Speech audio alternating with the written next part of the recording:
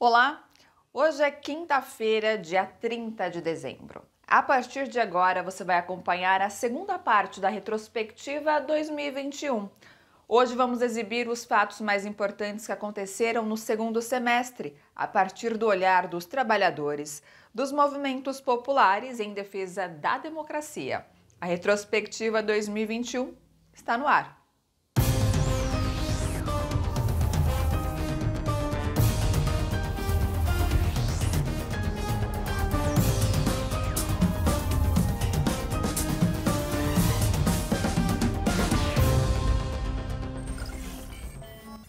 Julho também traz novos protestos de indignação e revolta contra o governo Bolsonaro.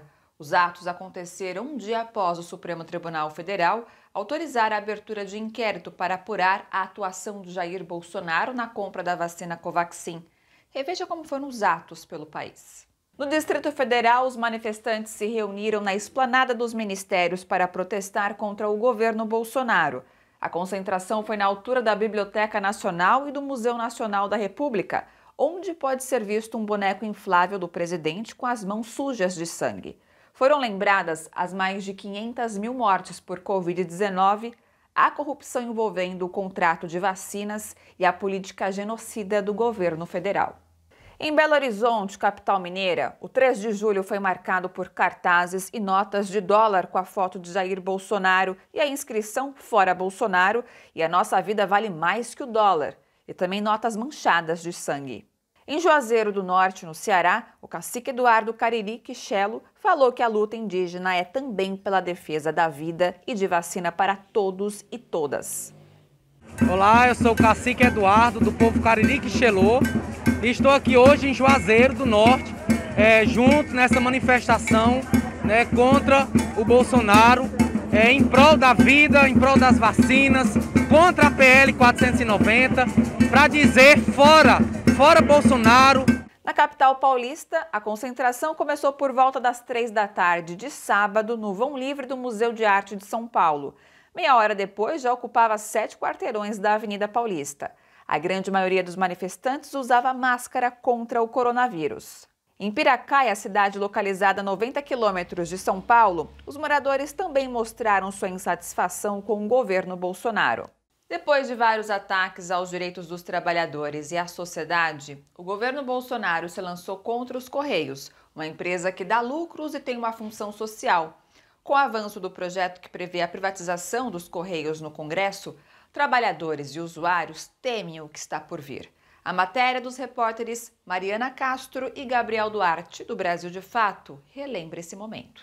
Nesta terça-feira ocorreram atos em diversas localidades do Brasil contra a privatização dos Correios. E também para conscientizar a população sobre a função social dessa que é uma das principais estatais brasileiras. Fundamental para o acesso a serviços essenciais, principalmente nas regiões mais remotas do país. Este é o caso do povoado de Ludovico, no interior do Maranhão, a cerca de 320 quilômetros da capital. Pessoalmente, para mim, uma experiência pessoal e de várias pessoas que eu observo na minha comunidade, cresceu o uso dos serviços do Correio.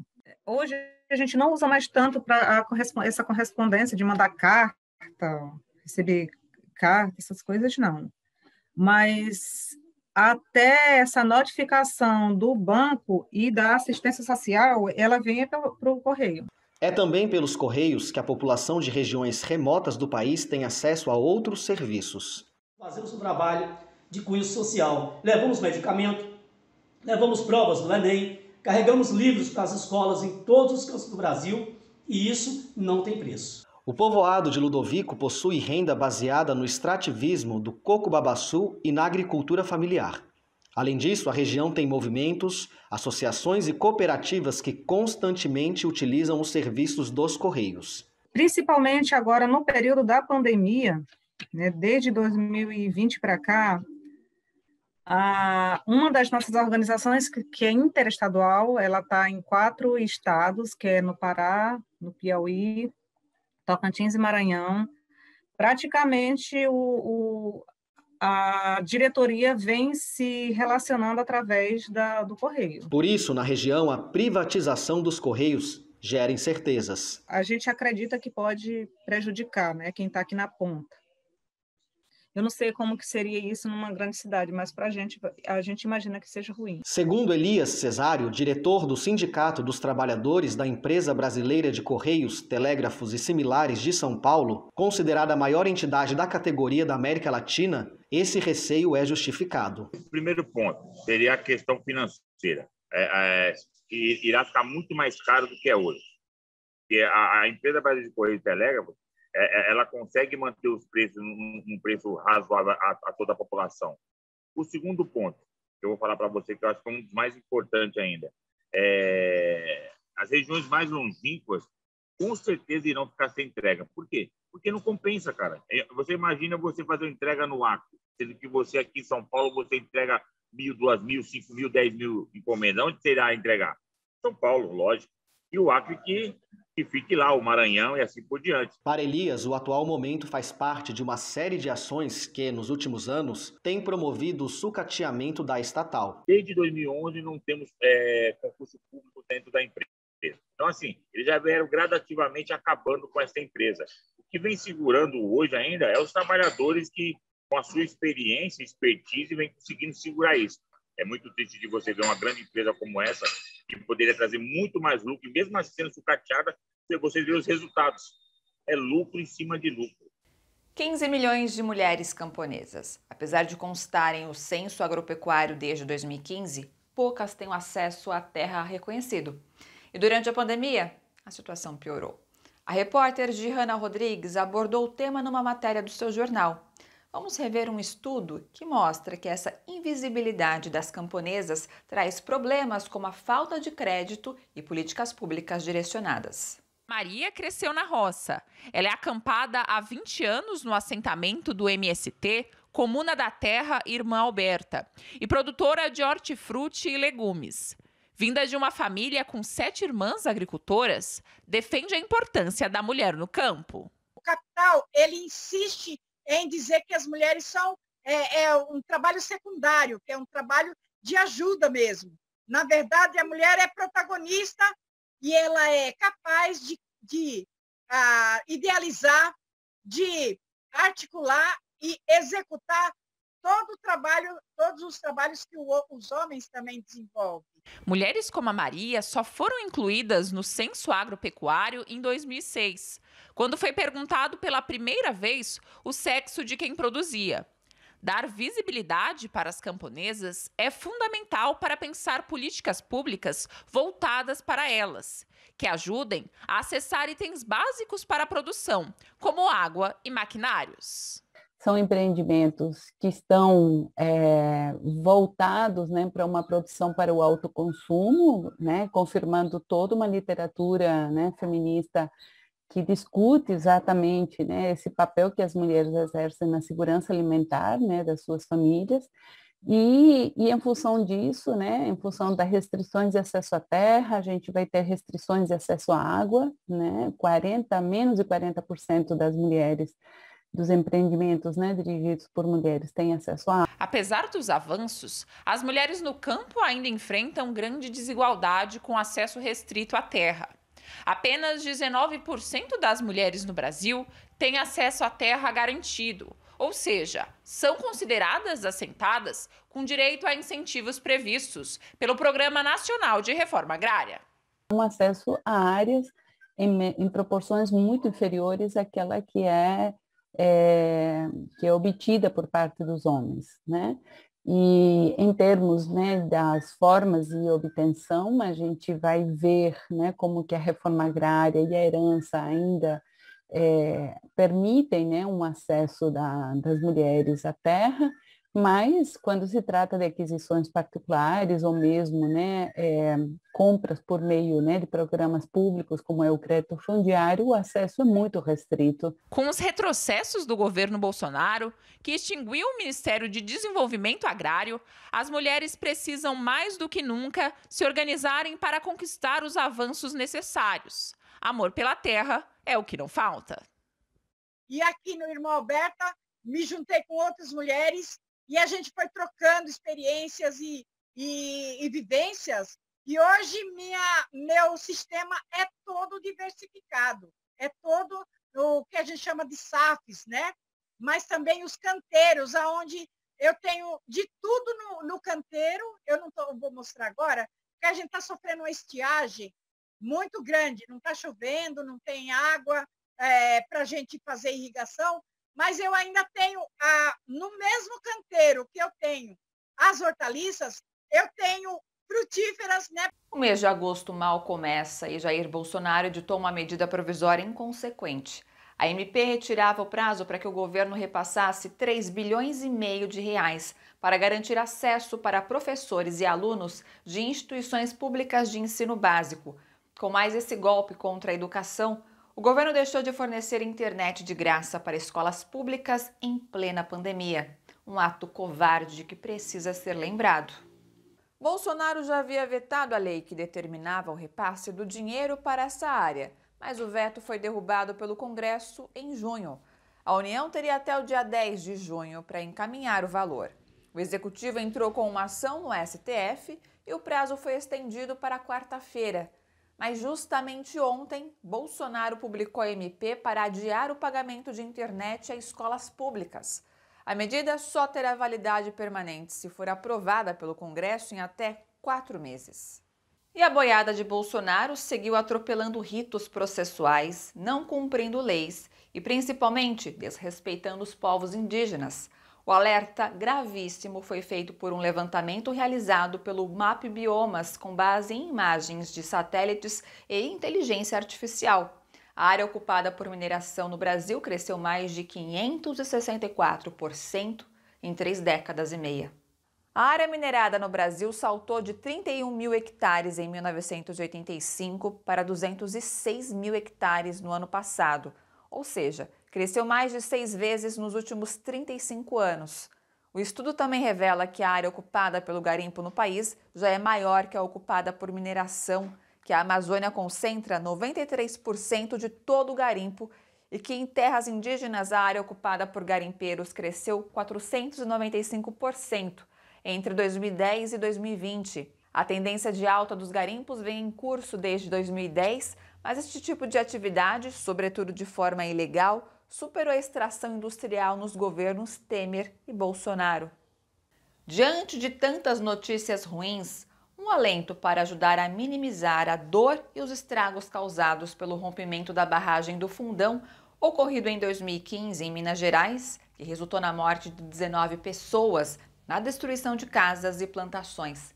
Pensando em uma forma de recuperar parte dos prejuízos socioambientais na região, o MST, Movimento dos Trabalhadores Sem Terra, conseguiu se inserir no Programa Agroecológico de Recuperação da Bacia do Rio Doce, um projeto desenvolvido como parte das penalidades impostas à mineradora como compensação deste que foi um dos maiores crimes ambientais do país. Em agosto, o repórter João Miyagi contou essa história aqui no seu jornal. Banana, laranja, abacaxi, hortaliças, laticínios, carne. Esses são alguns dos itens que serão produzidos na Bacia do Rio Doce através de um projeto do MST, Movimento dos Trabalhadores Rurais Sem Terra, a partir das compensações socioambientais que a Samarco é obrigada a fazer por causa de Mariana, em Minas Gerais, onde aconteceu um dos maiores desastres ambientais da história do Brasil, deixando 19 mortos. O Movimento Sem Terra apresentou a financiadora, já que ela tinha que mitigar, né, o ocorrido, né, com o rompimento da barragem de Fundão em Mariana. Então, nós aproveitamos, dentro da linha do nosso programa agrário, apresentar projetos que pudessem cumprir tanto a tarefa de mitigar o crime, né, mas também que reforçasse as nossas ideias, né, no plano de desenvolver novas tecnologias, né, que é a tecnologia dos sistemas agroflorestais dentro da agroecologia, organizasse as famílias, mobilizassem elas para participar dos projetos, né, e tivesse algum nível de transferência de renda para essas famílias. Cerca de 550 famílias serão beneficiadas pelo projeto, que prevê a utilização do sistema de agroecologia, que une a produção sem agrotóxicos e produtos químicos, a recuperação e defesa do meio ambiente, o uso de conhecimento tradicional e tecnologia atual, responsabilidade social e relações humanas justas. A ideia do projeto é estimular o cooperativismo entre as famílias camponesas. que a gente vem trabalhando junto com famílias o processo de agroecológico, né, com uma linha muito forte para a produção de alimentos saudáveis, mas produção diversificada e atuando também no processo organizativo da comercialização, que é tão importante para nós, tanto para gerar renda para as famílias que vendem a produção, mas também a nossa produção como um diálogo com a sociedade de que aqui são produtos da reforma agrária, né? A importância desse apoio da sociedade com essas áreas de reforma agrária. Os camponeses explicam que a água e as margens do Rio Doce estão totalmente comprometidas e dificilmente poderiam ser utilizadas para a agricultura e pecuária. Por isso, os consumidores podem ficar tranquilos, porque a área contaminada não será usada. Quando existe chuva, né, faz com que o rejeito ali no fundo do rio se movimente mais e com isso a água não fica tão utilizada, né? As famílias não utilizam mais a água do rio para irrigação, né? A pesca diminuiu bastante, está tentando voltar às atividades, mas ainda como antes não é. O seu jornal faz o intervalo. Na volta, você acompanha os fatos dos meses de agosto e setembro. Até já!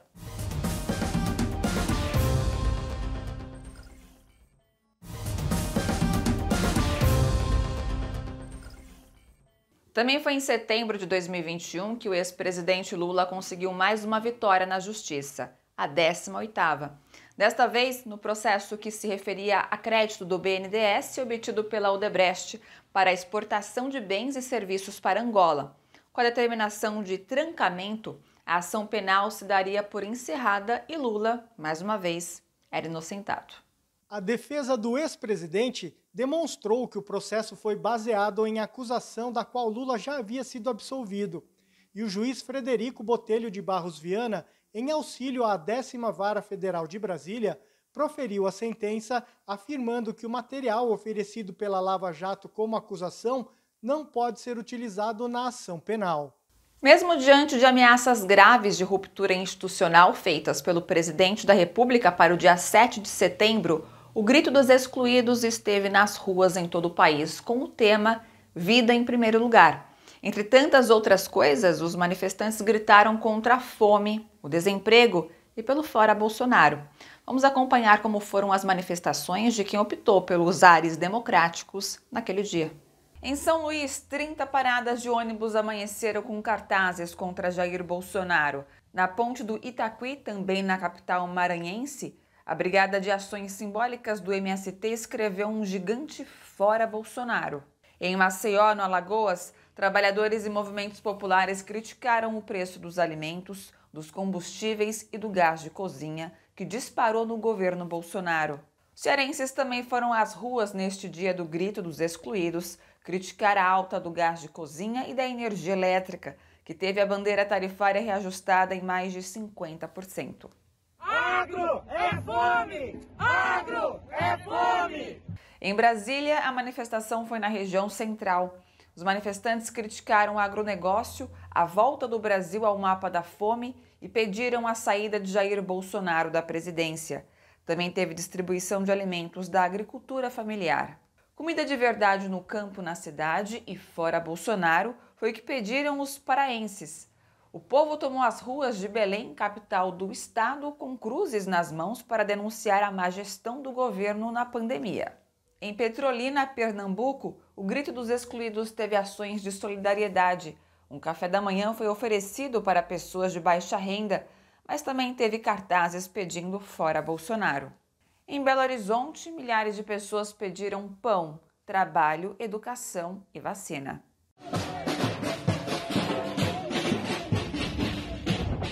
Mais atos no interior mineiro. Moradores da cidade de Uberaba foram às ruas contra a atuação do governo federal na pandemia. Já em Itabira, o grito pelas ruas da cidade foi de fora Bolsonaro. O povo capixaba também foi às ruas. Em Vitória, capital do Espírito Santo, o pedido foi de vida em primeiro lugar, moradia digna e o fim da retirada de direitos já garantidos aos trabalhadores. Em João Pessoa, no Rio Grande do Norte, faixas e cartazes pediram o fim dos cortes na educação e a retirada de Jair Bolsonaro da presidência. Também teve manifestação na comunidade Nova Esperança, na região metropolitana de Curitiba, pelo Fora Bolsonaro. 2021 acabou se firmando como um ano de conquista para o ex-presidente Lula. E no mês de setembro não foi diferente. O processo em que ele era suspeito de tráfico de influência internacional e corrupção para beneficiar a construtora OAS foi arquivado pela juíza federal Maria Carolina Ayuobi, da 9ª Vara Federal de São Paulo. Com essa absolvição, Lula contabilizou 19 vitórias na justiça. Em nota, os advogados de Lula afirmam que ele foi vítima de perseguição pela Lava Jato, então comandada por Sérgio Moro. Segundo a defesa, ficou demonstrado que a investigação contra Lula foi construída apenas para prejudicá-lo, mesmo sabendo que o ex-presidente não havia praticado qualquer ato ilegal. Na abertura da Assembleia Geral da ONU em Nova York, Jair Bolsonaro deixou de falar a verdade ao discursar na abertura da Assembleia Geral da ONU. Não falou a verdade ao dizer que salvou o Brasil do socialismo, que a culpa do fracasso de sua política econômica é dos governadores e que os atos do 7 de setembro foram os maiores da história do Brasil. O presidente da República deixou de falar a verdade mais uma vez ao dizer que seu governo protege a Amazônia da destruição. O ex-presidente Lula comentou que, nas Nações Unidas, Jair Bolsonaro envergonhou os 213 milhões de brasileiros que deveria representar. Lula acrescentou que, diante de mentiras como as que reproduziu ao discursar hoje na ONU, Bolsonaro faz com que o Brasil siga paralisado. O ex-ministro das Relações Exteriores, Celso Amorim, destacou que Bolsonaro não abordou nenhum problema internacional e tentou, através de mentiras, se apossar de coisas feitas antes de forma triste e lamentável. O deputado federal Marcelo Freixo, do PSB, destacou que Bolsonaro, mais uma vez, falou de um país que só existe no delírio dos grupos de WhatsApp. A presidenta do PT, deputada federal Gleisi Hoffmann, disse que o discurso foi um vexame, a fala de um farsante que está destruindo o país. O vice-presidente da CPI da Covid, senador Randolfo Rodrigues, disse que Bolsonaro é um mentiroso compulsivo e Guilherme Boulos, líder do Movimento dos Trabalhadores Sem Teto, afirmou que essa foi, provavelmente, a maior sequência de mentiras em um discurso presidencial na ONU. Diante de tantas lutas, o mês de setembro reservou uma grata surpresa. A cartunista Laerte Coutinho foi eleita a intelectual brasileira de 2021 na 58ª edição do Prêmio Juca Pato, da União Brasileira de Escritores. Criado em 1962, o prêmio é entregue a autores que tenham publicado obras de sucesso nacional e contribuíram para o desenvolvimento do país e da democracia. A paulistana Laerte Coutinho havia sido indicada ao troféu ao lado de nomes como os do escritor Carlos Nejar, da escritora Nélida Pinhon e da repórter da Folha de São Paulo, Patrícia Campos Melo.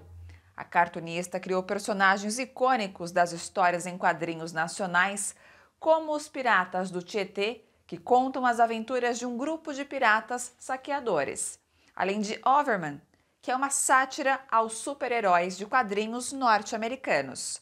Na década de 1980, Laerte Coutinho ganhou sucesso ao lado de Glauco e Angeli com o grupo Los Três Amigos.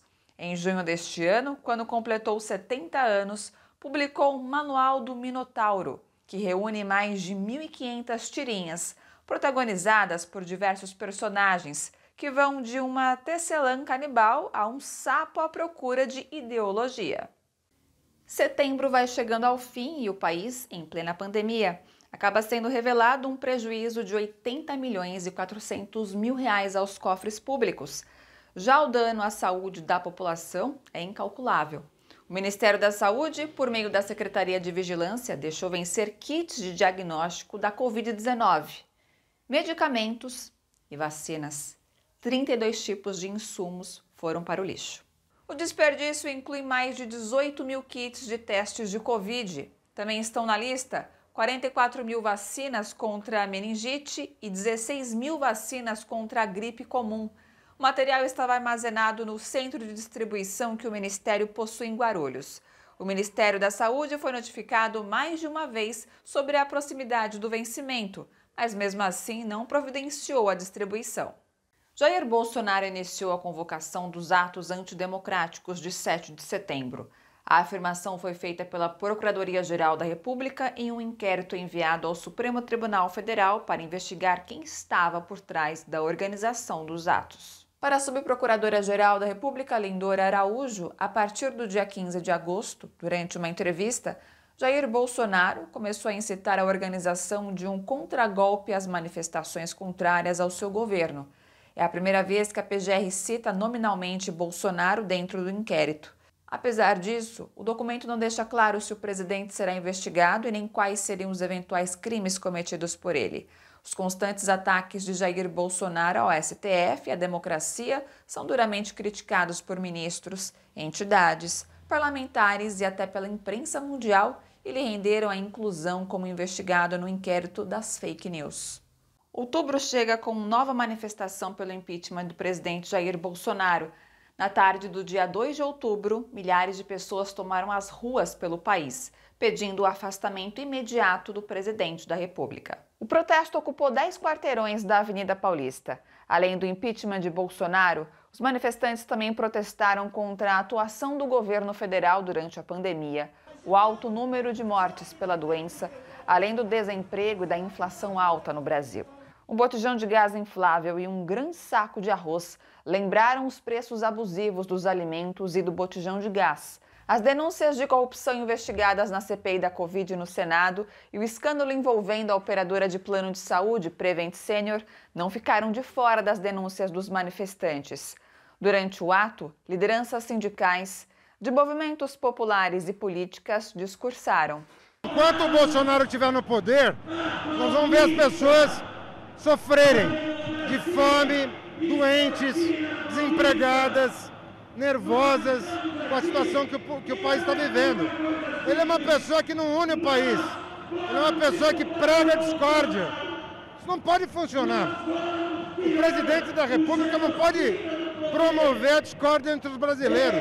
Então nós temos que superar essa situação, ou pelo afastamento, ou nas eleições. Nós não podemos descansar até atingir os nossos objetivos. A pandemia revelou mais uma triste realidade no Brasil. Uma em cada 4 adolescentes não tem acesso a absorventes durante o período menstrual. E mais, quase 30% já deixaram de ir às aulas por causa disso. Diante da recusa de Jair Bolsonaro em fornecer os absorventes, uma boa iniciativa foi feita pelas metalúrgicas do ABC, que organizaram uma campanha para doar absorventes a quem mais precisa. Reveja a reportagem de Daiane Ponte. Todo mês de outubro, as metalúrgicas do ABC fazem campanhas para promover a saúde da mulher. Em outros anos, as campanhas foram voltadas ao combate ao câncer de mama. Mas este ano, depois que Jair Bolsonaro decidiu vetar a distribuição gratuita de absorventes, o foco da campanha é a pobreza menstrual. A pobreza menstrual é uma coisa que não é falada, né? Invisibilizada pela sociedade. Ninguém fala dessa necessidade da mulher usar absorvente. Muitas mulheres e meninas usam miolo de pão, jornal, pedaços, retalhos de pano. Então, o que nós estamos fazendo? Nós estamos pedindo para os trabalhadores e trabalhadoras nas fábricas trazer para a gente absorvente e a gente vai levar. A pobreza menstrual é uma realidade no Brasil e traz muitos prejuízos não só à saúde das mulheres, mas também às relações sociais, já que a falta de absorventes gera constrangimento e muitas dessas mulheres nem mesmo podem sair de casa. E a gente resolveu fazer essa campanha para que toda a sociedade veja o lado da mulher em si, porque a gente sempre pensa na mulher como o lado forte, né? O lado de cuidar, de se dedicar à casa. E, na verdade, a gente está vendo que as mulheres hoje estão se sentindo fora da sociedade. A campanha vai até o fim do mês e todos os produtos arrecadados serão encaminhados a projetos que atendem mulheres e pessoas em situação de vulnerabilidade social. Todos os trabalhadores metalúrgicos podem participar. Estou pedindo para as pessoas de que se solidarizem com essa campanha, que nos ajudem, porque é muito ruim para uma mulher quando ela tem essa necessidade de usar um absorvente, ela ter que decidir entre um absorvente e um leite. Devido a esse governo, a pobreza está cada vez maior Nós vamos levar, distribuir esses produtos para esses movimentos que trabalham com essas mulheres, com essas crianças e adolescentes em situação de rua. É muito importante para a gente falar para eles, olha, nós nos importamos com vocês, vocês não são invisíveis, nós, como os companheiros e companheiras aqui metalúrgicos do ABC, nós nos importamos com vocês. No Dia da Padroeira do Brasil, o arcebispo de Aparecida, Dom Orlando Brandes, afirmou que, para ser pátria amada, o Brasil não poderia ser pátria armada. A declaração ocorreu durante a missa das 9 horas, a principal do dia no santuário. Um recado direto para o presidente da República, que tenta, desde o primeiro ano, liberar armamentos pesados e munição para a população. Reveja esse momento histórico. Abrace o nosso povo, a começar pelo povo mais original. Vamos abraçar os nossos índios, primeiro povo desta terra de Santa Cruz. Vamos abraçar os negros que logo vieram fazer parte desta terra. E abracemos também nossas autoridades para que juntos construamos então um Brasil pátria amada. E para ser pátria amada, não pode ser pátria armada.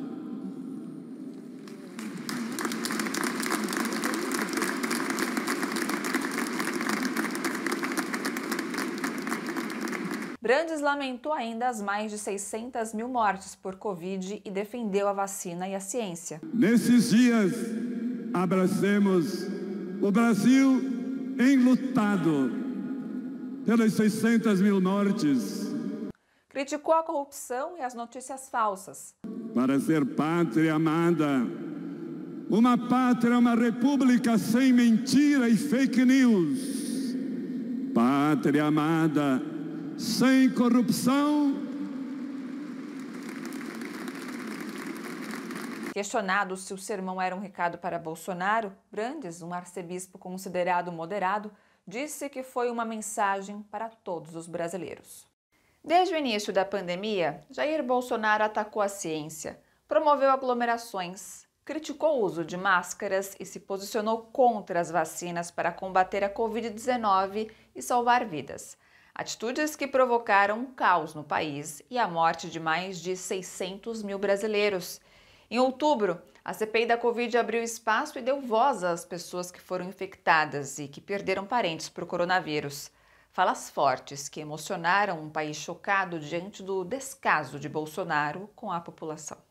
Desabafo, indignação, dor e pedido de justiça. Nós perdemos nosso pai, nossa mãe, os amores da nossa vida.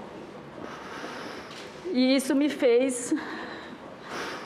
A dor é grande, mas a vontade de justiça é maior. Por isso que eu estou aqui hoje. O pai da Kátia faleceu em março, uma semana antes de se vacinar. Já a mãe dela faleceu em abril, após ser tratada com kit Covid na Prevent Senior, em São Paulo. A empresa entrou na mira da CPI por cometer uma série de irregularidades, como ocultar mortes por coronavírus e submeter pacientes a um estudo com remédios ineficazes contra a doença. Hoje, aos senadores, Kátia foi enfática. O sangue das mais de 600 mil vítimas escorre nas mãos de quem subestima o vírus, como Jair Bolsonaro. Não são só números, são pessoas, são vidas, são sonhos, são histórias que foram encerradas por negligências, por tantas negligências, e nós queremos justiça. O sangue dessas mais de 600 mil vítimas escorre nas mãos de cada um que subestimaram esse vírus. E quando a gente vê um presidente da República imitando uma pessoa com falta de ar, isso para nós é muito doloroso. Quem também falou foi o taxista Márcio Antônio do Nascimento Silva. Ele perdeu a irmã e o filho de 25 anos para a Covid e cobrou um pedido de desculpas de Jair Bolsonaro. Eu tive que ficar parado 3 horas na porta do cemitério, ou 4, olhando um carro, sabendo que meu filho estava ali dentro, vai ser enterrado. Entendeu? Então a minha dor não é mimimi. Eu acho que nós merecíamos um pedido de desculpa. Nós merecemos um pedido de desculpa da maior autoridade do país. Durante a sessão, Márcio entregou aos senadores lenços que a ONG Rio de Paz colocou na praia de Copacabana, no Rio de Janeiro, em homenagem às mais de 600 mil vítimas da Covid. 68. Esse é o número de pessoas e empresas que o relatório final da CPI da Covid pediu indiciamento. O documento lido no Senado sustentou que o governo federal foi omisso e negligente no enfrentamento da pandemia, não se preocupando com a vida dos brasileiros ao expô-los a risco concreto de infecção em massa. Entre os indiciados está Jair Bolsonaro, apontado de ter cometido diversos crimes na pandemia, entre eles prevaricação e crime contra a humanidade. Vamos rever alguns trechos do relatório final e seus desdobramentos. Foram 6 meses de trabalho da CPI da Covid. Nesse tempo, os senadores interrogaram mais de 50 pessoas e analisaram dados fiscais, bancários, telefônicos, contratos, além de documentos públicos e sigilosos. Hoje foi o dia mais esperado por milhões de brasileiros, da leitura do relatório final da CPI pelo senador Renan Calheiros, relator da comissão. O documento possui mais de 1000 páginas e deixa clara as irregularidades cometidas pelo governo Bolsonaro ao longo da crise sanitária. O governo federal foi omisso e optou por agir de forma não técnica e decidiosa no enfrentamento da pandemia do novo coronavírus, expondo deliberadamente a população a risco concreto de infecção em massa. Comprovaram-se a existência de um gabinete paralelo, a intenção de imunizar a população por meio da contaminação natural, a priorização de um tratamento precoce, sem amparo científico de eficácia, o desestímulo ao uso de medidas não farmacológicas. Paralelamente, houve deliberado atraso na aquisição de imunizantes, em evidente descaso com a vida das pessoas. Essas irregularidades têm como culpado principal Jair Bolsonaro. É por isso que o documento pede que ele seja indiciado por cometer 9 crimes. Epidemia com resultado morte, infração de medida sanitária preventiva, emprego irregular de verbas públicas, incitação ao crime, falsificação de documentos particulares, charlatanismo, que é quando alguém divulga, propaga ou anuncia a cura de uma doença de um modo não autorizado pela ciência. O relatório final da CPI da Covid também pede o indiciamento de Jair Bolsonaro pelos crimes de prevaricação, crime contra a humanidade e crime de responsabilidade. A segunda quinzena de outubro revelou mais um dado chocante. Quem mora em Alto de Pinheiros, área nobre da Zona Oeste de São Paulo, vive cerca de 22 anos a mais do que quem vive na cidade de Tiradentes, bairro da periferia da Zona Leste. É o que apontou o Mapa da Desigualdade 2021, divulgado pela rede Nossa São Paulo. Enquanto a média de vida em Pinheiros é de quase 80,9 anos, na cidade de Tiradentes diminui para 58,3 anos. Essa desigualdade se deve, principalmente, à falta de infraestrutura urbana, como acesso à água, acesso mais precário à saúde e à educação, além do homicídio de jovens, que acontecem mais em bairros periféricos. O Mapa da Desigualdade é desenvolvido pela Rede Nossa São Paulo anualmente desde 2012 e tem como objetivo ampliar o acesso às informações e auxiliar na elaboração de políticas públicas. O estudo divulgado hoje mostra ainda que, enquanto no Parque do Carmo, zona leste da cidade, a taxa média de mortalidade por Covid foi de 23,4 casos, Engenheiro Marcilac, na zona sul, teve 10,6 casos. A taxa foi calculada em relação ao total de óbitos por distrito.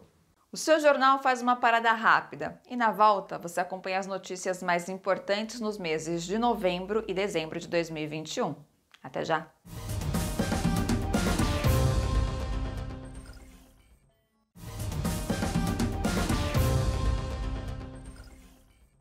Em novembro, enquanto Jair Bolsonaro envergonhava o país diante do mundo, uma mulher nos fez sentir orgulho de ser brasileiro. O nome dela? Chay Suruí, ativista, fundadora e coordenadora do Movimento da Juventude Indígena de Rondônia.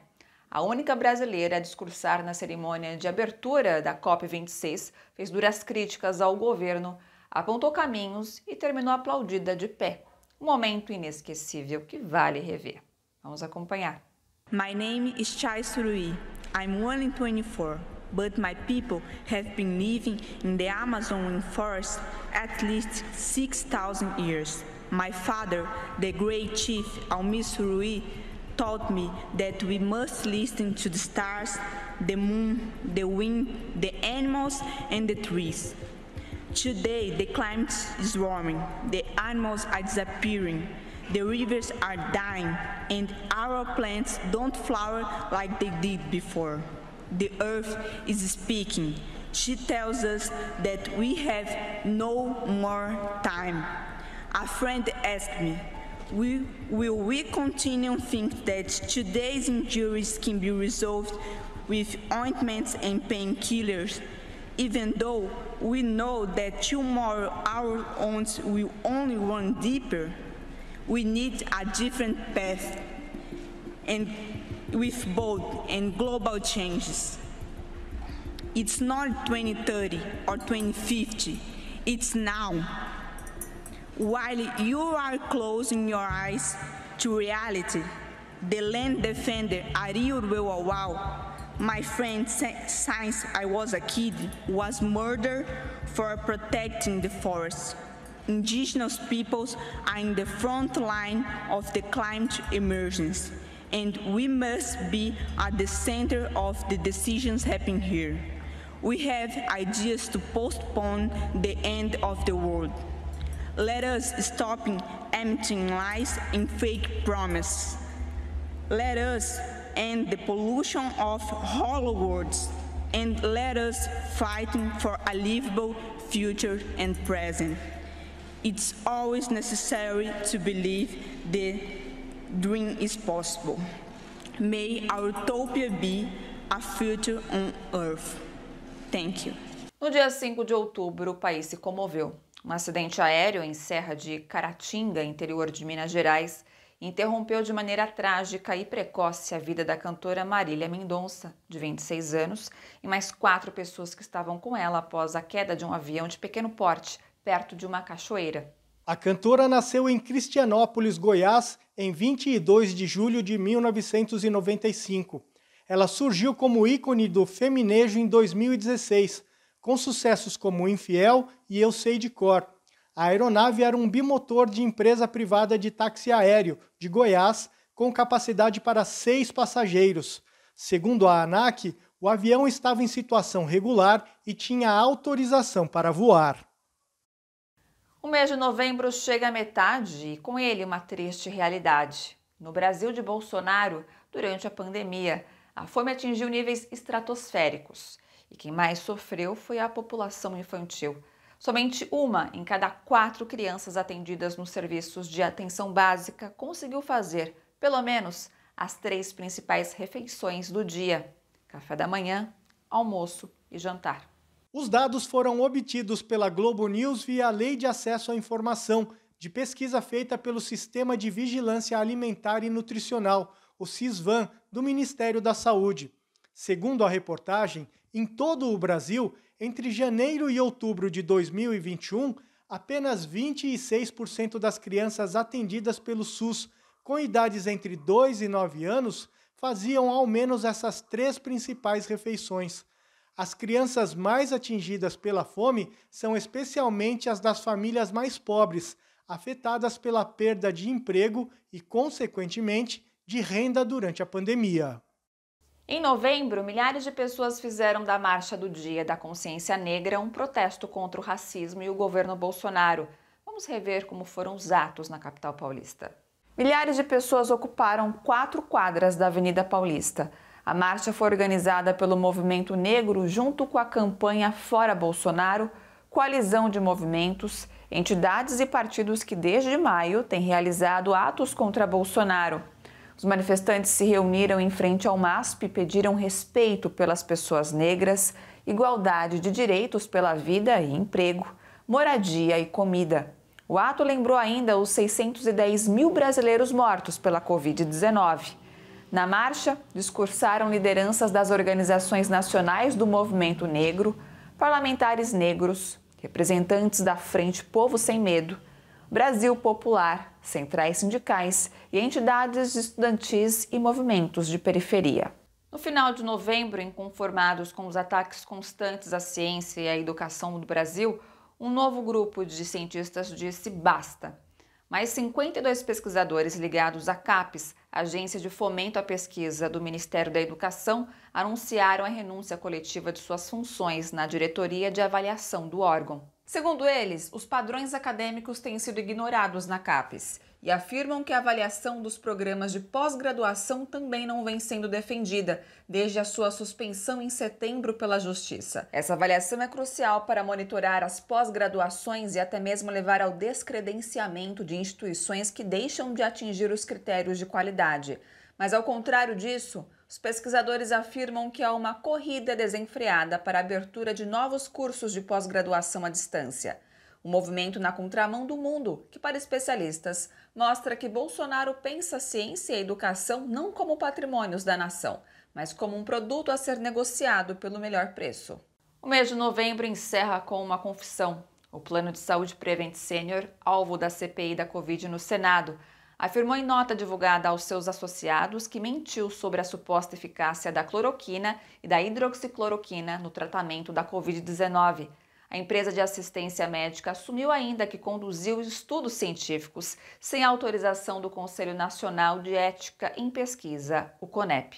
O documento, emitido após a empresa assinar um termo de ajustamento de conduta junto ao Ministério Público de São Paulo, diz, abre aspas, os resultados divulgados pela empresa ou por terceiros acerca da eficácia da cloroquina e da hidroxicloroquina não correspondiam efetivamente a uma pesquisa científica, limitando-se a dados obtidos internamente para fins estatísticos, sem qualquer tipo de viés científico, fecha aspas. O último mês do ano chega, e com ele uma tremenda bomba. A toque de caixa, o Senado aprovou em 2 turnos a PEC dos precatórios, que ficou conhecida como a PEC do calote. Na prática, a PEC adia o pagamento de dívidas reconhecidas pela Justiça, em ações onde não cabe mais nenhum recurso pela União.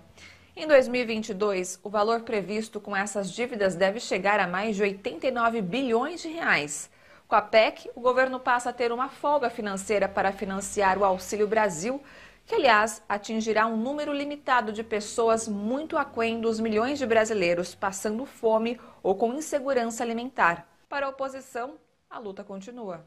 O Brasil não pode e o povo brasileiro não pode esperar mais para ter comida na mesa, segurança alimentar, que é um problema hoje de milhões de famílias. Sentimos porque ainda ficarão mais de 10 milhões de famílias fora, porque não há um esforço ainda maior da parte do governo e da equipe econômica no sentido de incluir a todos. Mas como é um direito, a luta continua. E foi também em dezembro que o ex-presidente Lula obteve mais uma vitória. Desta vez, o Ministério Público Federal pediu o arquivamento da denúncia contra ele no caso do Triplex, do Guarujá. O Ministério Público reconheceu a prescrição do processo. A manifestação foi assinada pela Procuradora da República, Márcia Brandão Zollinger. A prescrição foi consentida pelo MPF com a argumentação de que o STF já tinha anulado as condenações de Lula. De acordo com o Ministério Público, o STF decretou a nulidade de todos os atos decisórios do então juiz federal Sérgio Moro. Com a anulação da condenação, a investigação foi encaminhada para a Justiça Federal em Brasília. Como a investigação teria que recomeçar do zero, não seria possível reaproveitar provas colhidas no processo original de Curitiba. De acordo com os advogados do ex-presidente Lula, Cristiano Zanin e Valesca Teixeira Martins, o pedido de arquivamento deve pôr fim ao caso que foi construído artificialmente por Moro e Deltan Dallagnol para prender Lula. E numa tentativa desesperada de tentar conter o cerco aos inúmeros problemas e investigações envolvendo o governo e o próprio presidente da República, Jair Bolsonaro consegue um reajuste para policiais federais em ano eleitoral. O pacote, que gerou revolta em todo o funcionalismo, deverá custar 2 bilhões e 800 milhões de reais. O gasto foi calculado pelo Ministério da Justiça. Bolsonaro quer gastar esse dinheiro para reestruturar as carreiras da Polícia Federal, Polícia Rodoviária Federal e do Departamento Penitenciário Nacional, que fazem parte da base política dele. A despesa até 2024 é estimada em 11 bilhões de reais. O que o presidente da República não mensurou foi o desgaste junto a outras categorias, entre elas chefes de unidades do Banco Central, Sinal, delegados e auditores da Receita Federal, Sindifisco, médicos peritos federais, ANMP, e membros do Sindicato dos Servidores do Poder Legislativo Federal e do Tribunal de Contas da União, Sindileges, auditores fiscais agropecuários, ANFA Sindical, e Confederação dos Trabalhadores no Serviço Público Federal, CONDICEF.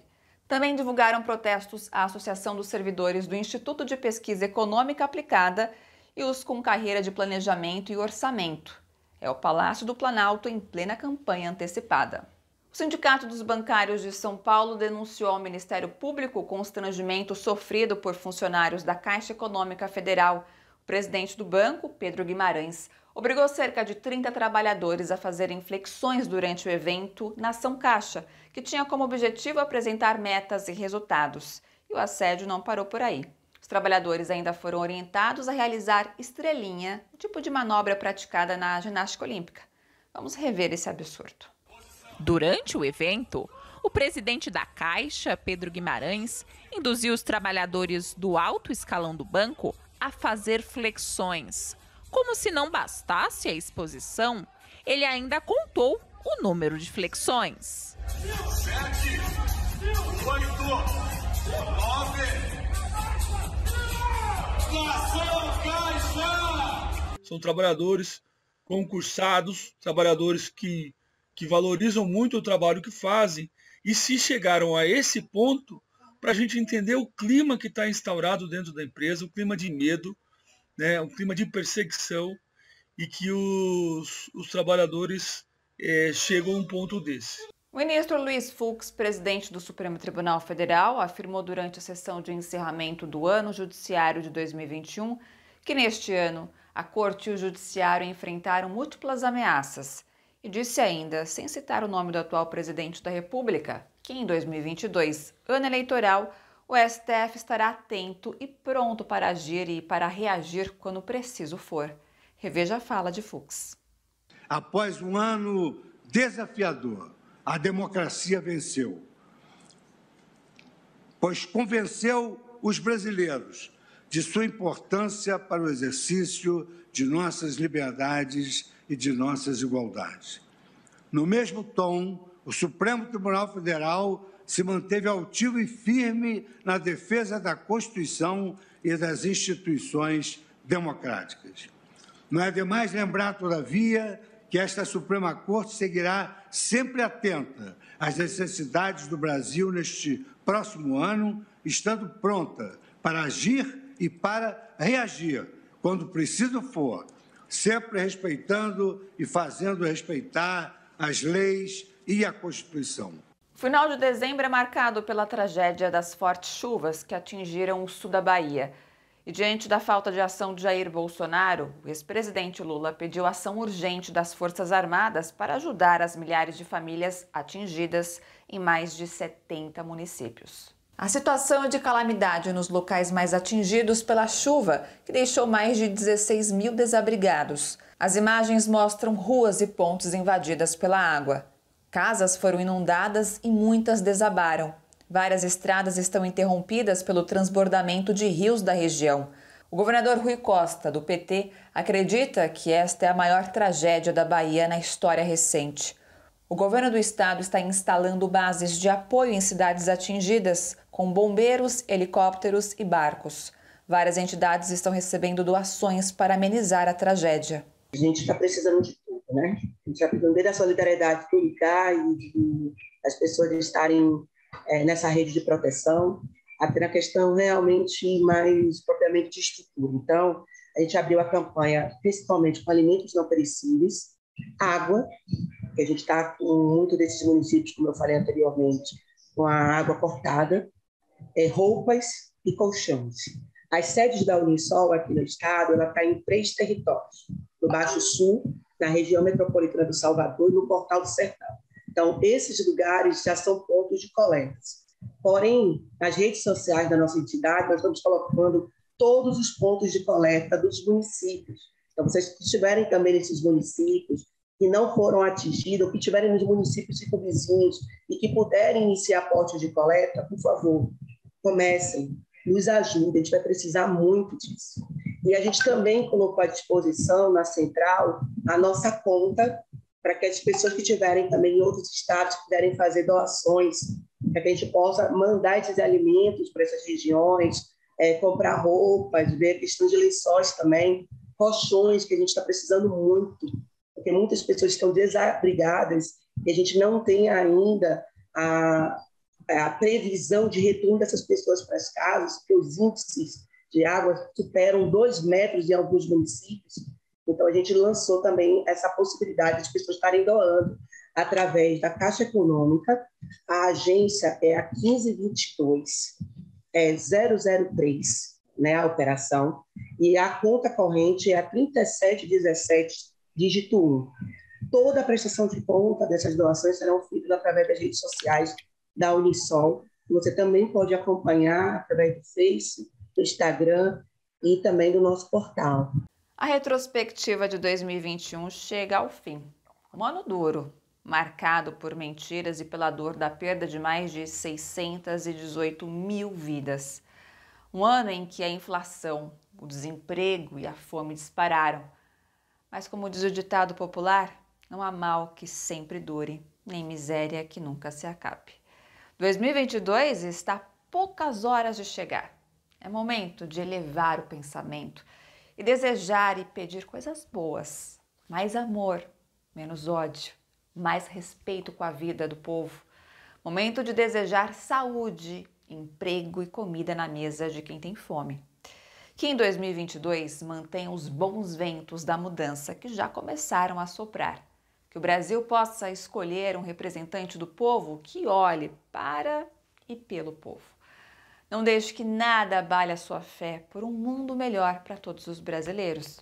Solidário e, acima de tudo, siga acreditando nos direitos humanos e na democracia. Em nome de toda a equipe do seu jornal e da TVT, eu quero reforçar o agradecimento a todos que nos acompanharam ao longo desse ano. É graças a vocês que as vozes TVT, da Rádio Brasil Atual, do Brasil de Fato e da Rede Brasil Atual estão chegando cada vez mais longe e levando as notícias que realmente interessam, com todos os cuidados que o momento pede. Fica registrado aqui o nosso abraço fraterno, solidário e de acolhimento. Antes de encerrarmos, tem um recado para vocês. A série Natureza Morta continuará amanhã, dia 31 de dezembro, e na primeira semana de janeiro. Um feliz ano novo a todos e até 2022.